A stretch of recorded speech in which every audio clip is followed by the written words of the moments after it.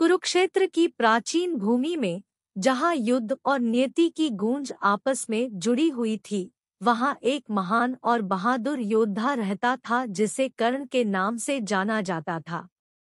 वह रहस्यमय जन्म का व्यक्ति था, जिसका जन्म पांडवों की मां कुंती और सूर्य देवता से हुआ था।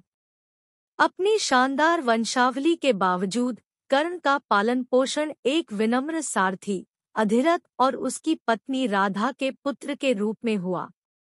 कर्ण का जीवन रहस्यों से घिरा हुआ शुरू हुआ और जैसे जैसे वह बड़ा हुआ, उसे समाज की लगातार कानाफूसी का सामना करना पड़ा। उन्हें लगातार उनके निम्न जन्म की याद दिलाई जाती थी, एक ऐसा तथ्य जिसने उन्हें अपनी योग्यता साबित करने के दृढ़ संकल्प को प्रेरित किया। धनुष और बाण के साथ कर्ण के असाधारण कौशल ने उन्हें सूर्यपुत्र नाम दिया, जो सूर्य का पुत्र था। जैसे जैसे साल बीतते गए, एक योद्धा के रूप में कर्ण की प्रतिष्ठा बढ़ती गई और वह कौरवों में सबसे बड़े दुर्योधन का करीबी दोस्त बन गया। दुर्योधन भी एक प्रकार से बहिष्कृत था और बहिष्कार की उनकी साझा भावना ने उन्हें एक साथ बांध दिया था। यह आपसी सम्मान और समर्थन पर बनी दोस्ती थी। महान कुरुक्षेत्र युद्ध आसन्न था, जिसमें पांडवों को कौरवों के खिलाफ खड़ा किया गया था। दुर्योधन के प्रति कर्ण की निष्ठा अटूट थी और उसने कौरव पक्ष के प्रति अपनी निष्ठा की प्रतिज्ञा की। युद्ध के मैदान में उनकी उपस्थिति पांडवों के लिए बड़ी चिंता का कारण बन गई।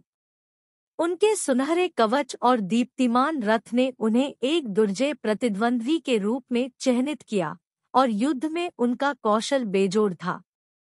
फिर भी कर्ण का भाग्य उसके सच्चे भाइयों पांडवों और उसकी मां कुंती के साथ अटूट रूप से जुड़ा हुआ था। कुंती अपने पहले पुत्र को त्यागने के अपराध बोध से ग्रस्त थी। उसने गुप्त रूप से कर्ण के साथ पुनर्मिलन की कोशिश की।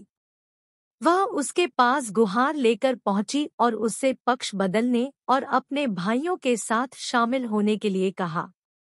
कर्ण दुर्योधन के प्रति अपनी वफादारी और उसके सच्चे परिवार को जानने की इच्छा के बीच उलझा हुआ था।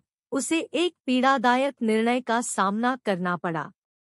जैसे ही कुरुक्षेत्र के युद्ध क्षेत्र में अराजकता फैल गई, कर्ण एक चौराहे पर खड़ा हो गया। उसने दुर्योधन के प्रति वफादार रहना चुना, क्योंकि उसका मानना था कि उसका वचन ही उसका बंधन था और वह उस मित्र को धोखा नहीं दे सकता था जो उसके सबसे बुरे क्षणों में उसके साथ खड़ा था। युद्धभूमि में कर्ण की वीरता अद्वितीय थी। उन्होंने अकेले ही अर्जुन सहित कई पांडव योद्धाओं को चुनौती दी और हराया। उन्होंने भारी बाधाओं के खिलाफ बहादुरी से लड़ाई लड़ी, लेकिन नियति को कुछ और ही मंजूर था। युद्ध के 17वें दिन कर्ण के रथ का पहिया कीचड़ में फंस गया, जिसे निकालने के लिए वह अपने रथ से नीचे उतरे। उसी समय उसकी कमजोरी का फायदा उठाते हुए अर्जुन ने अपने तीर का निशाना बनाया और कर्ण पर घातक प्रहार किया। जब कर्ण युद्ध के मैदान में लेटा हुआ था, उसका सुनहरा कवच खून से सना हुआ था, तो उसकी मां कुंती ने अंततः उनके सच्चे रिश्ते का खुलासा किया। वह उस बेटे के लिए रोई जो उसने खो दिया था और उस दर्द के लिए जो उसने उसे दिया था।